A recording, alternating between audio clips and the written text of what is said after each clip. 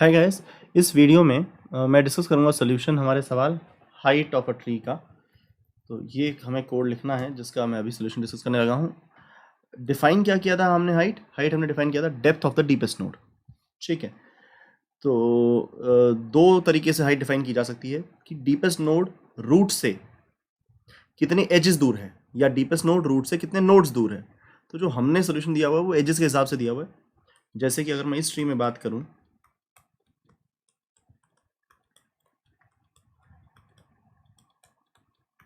अगर मुझसे कोई हाइट पूछेगा इसकी नोड्स की टर्म में तो 4 है, एजेस में पूछेगा तो 3 है, क्योंकि सबसे गहरा नोड रूट से 3 एजेस अवे है और 4 नोड्स अवे है। ठीक है, तो हमने एजेस के हिसाब से मान रखा है। अगर कोई मुझसे अब हाइट ऑफ 10 पूछे, मैं हाई लेवल रिकर्शन का डिस्कशन कर रहा हूँ, तो मैं एक्सपेक्टेशन रखूंगा 10 से कि वो 10 के नीचे वाले ट्री में जो सबसे गहरा नोड है वो कितने एजेस दूर है 10 से, वो ये निकाल कर दे दे। और फेथ रखूंगा मैं 20 पर, 30 पर और 40 पर। बिना लाइन लिखे कोड की मैं ये मान लूंगा कि हाइट ऑफ 20, हाइट ऑफ 30 और हाइट ऑफ 40 चलना जानते हैं। मैं उन पर ये फेथ रखूंगा, विश्वास करूंगा कि हाइट ऑफ 20 मुझे, जो 20 के अंदर सबसे गहरा नोड है वो 20 से कितने एजेस दूर है ये दे देगा। अगर ये मेरा फेथ है तो 20 की हाइट मुझे 1 दे देगी। और इसी तरह मेरा विश्वास है हाइट ऑफ 30 पर कि हाइट ऑफ 30 मुझे क्या निकाल कर देगा कि 30 के नीचे सबसे गहरा नोड 30 से कितने एजेस दूर है वो निकाल कर देगा। और हाइट ऑफ 40 मुझे यही चीज़ 40 के लिए दे देगा। अगर मुझे ये वैल्यूज मिल गई हैं फेथ के बेसिस पर, तो मैं हाइट ऑफ 10 को बहुत आराम से बना सकता हूँ। कैसे? इन सब में सबसे ज़्यादा हाइट 30 की आई, विच इज़ 2, जो इस बात का परिचायक है कि 30 के नीचे सबसे गहरा नोड 30 से 2 एजेस दूर है, तो वही नोड 10 से भी सबसे दूर होगा। अगर वो 30 से 2 की दूरी पर है तो वो 10 से 4 एजेस की दूरी पर होगा, 3 एजेस की दूरी पर होगा। तो आपके जिस नोड के पास सबसे ज़्यादा हाइट है उसी नोड के पास सबसे गहरा नोड भी है, क्योंकि हाइट तो सबसे गहरे नोड की डेप्थ ही होती थी।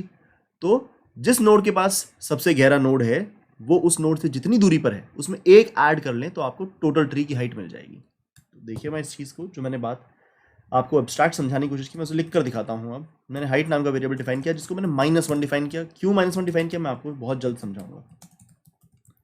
Node child, node dot children, और मैंने चाइल्ड हाइट मंगाई, हाइट ऑफ चाइल्ड। ठीक है, अब मैंने बोला height equal to math dot max of child height, height, और बाहर मैंने बोला हाइट में एक ऐड कर लें, रिटर्न हाइट। ये कोड लिखा। ठीक है, एक बार को इस -1 को इग्नोर कीजिए, लॉजिक को समझिए। मैंने इस लूप के अंदर हर चाइल्ड से हाइट मंगाई है, और अगर वो हाइट को डिफीट कर देता, हाइट से वैल्यू में बड़ा होता, तो वो हाइट को अपडेट कर देता है। तो इस लूप के बाहर क्या निकल कर आएगा? जिस चाइल्ड की हाइट सबसे ज़्यादा थी वो हाइट निकल कर आएगी। मैंने उसमें एक ऐड किया और रिटर्न कर दिया। अब करते हैं -1 की बात। -1 आपका बेस केस हैंडल करने में हेल्प करता है। जैसे कि मान लीजिए आपको मैं सिर्फ ऐसा ट्री पास करता, तो एजेस की टर्म्स में इसकी हाइट 0 है। अगर मैं हाइट वेरिएबल को गलती से 0 इनिशलाइज कर देता, 0 इनिशलाइज कर देता, तो इस ट्री के लिए ये लूप तो चलता नहीं, क्योंकि चिल्ड्रन तो है नहीं।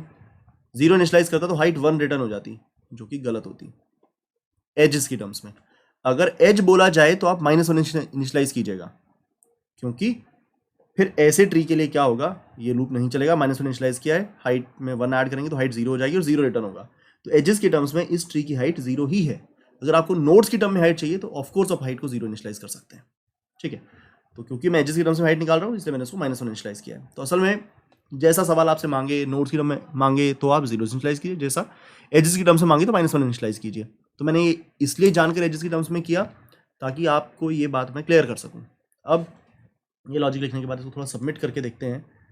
अगर ये चलता है तो इसकी लो लेवल डिस्कशन करेंगे कि how this code is actually getting the value. ठीक है, तो एक्सेप्ट हो रहा है, बढ़िया चल रहा है।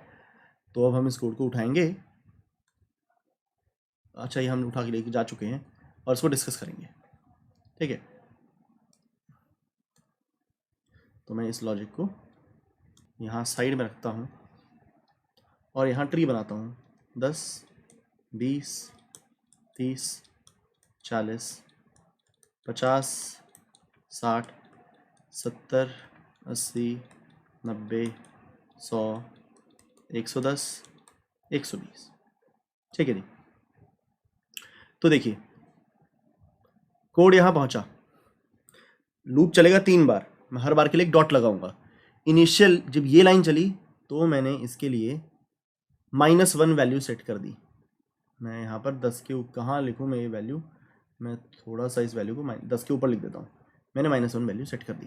पहुँचते ही पहली डॉट मतलब लूप के अंदर पहली बार हाइट की कॉल लग गई, कोड 20 पर पहुँच गया। 20 के लिए ये लाइन चली तो 20 के लिए -1 सेट हुआ। पहला डॉट ये बताता है 20 पर कि लूप के अंदर पहली कॉल लग गई है। हम 50 पर पहुँच गए, पहुँचते ही -1 वैल्यू सेट की गई। अब 50 पर कोई डॉट नहीं लगेगा। 50 पर कोई डॉट इसलिए नहीं लगेगा क्योंकि 50 पर कोई चाइल्ड ही नहीं है।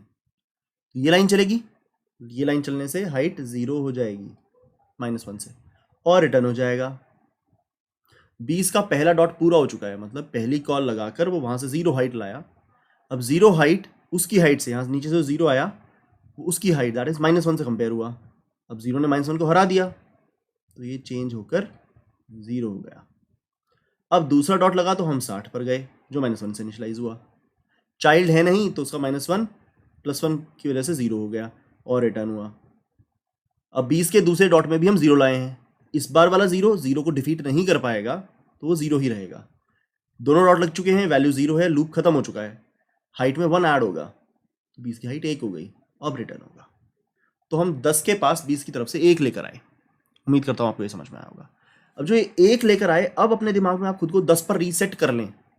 10 को यहाँ पर 1 मिला है चाइल्ड हाइट में, उसकी अपनी हाइट में -1 पड़ा है, दोनों की फाइट हुई, ये 1 पर सेट हो गया। अब अभी लूप खत्म नहीं हुआ, इसका लूप 3 बार चलने वाला है। एक ही डॉट लगा है, मतलब सिर्फ 20 के यहाँ से वापस आए। दूसरा डॉट लगाकर ये लाइन चलाकर कोड ऊपर गया, लूप आगे बढ़ा, दूसरी कॉल लग गई, दूसरा डॉट लगाकर 30 पर पहुंचा, -1 पर सेट हुआ।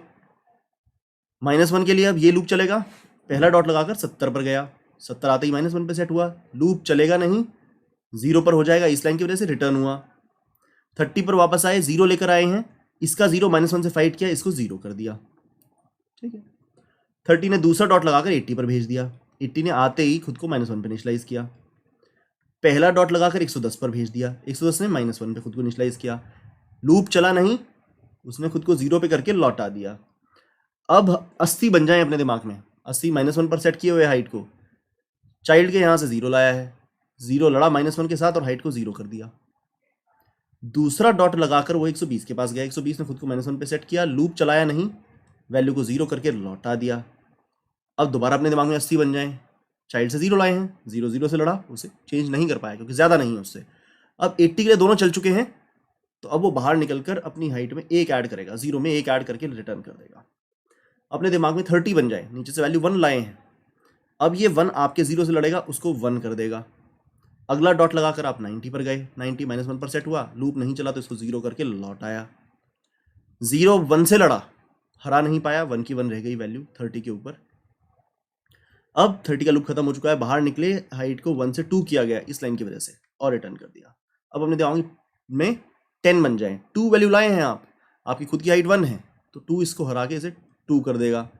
अगले डॉट से हम 40 पे चले जाएंगे, -1 सेट करेगा, एक डॉट से वो हमें 100 पर भेज देगा, -1 सेट करेगा, लूप नहीं चलेगा, इसको 0 बनाएंगे और लौट आएंगे। 40 को नीचे से 0 हाइट मिली, जो -1 से लड़के उसको 0 कर दिया।